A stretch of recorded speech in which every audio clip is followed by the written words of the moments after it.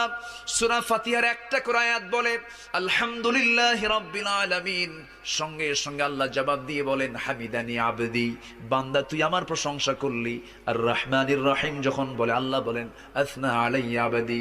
মালিক ইয়াউমিদ্দিন যখন বলে আল্লাহ বলেন মাজ্জাদানি আবদি। এরপরে যখন বলে ইয়াকা না'বুদু ওয়া ইয়াকা নাস্তাঈন পর্যন্ত যখন বলে আল্লাহ বলেন বান্দারে তুই আমার কাছে কি চাস, প্রাণ খুলে চা রে বান্দা।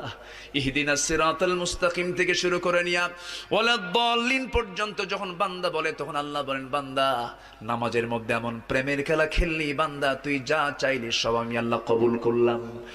ওই বান্দা যখন রুকুতে যায় আল্লাহ তখন অস্থির হন।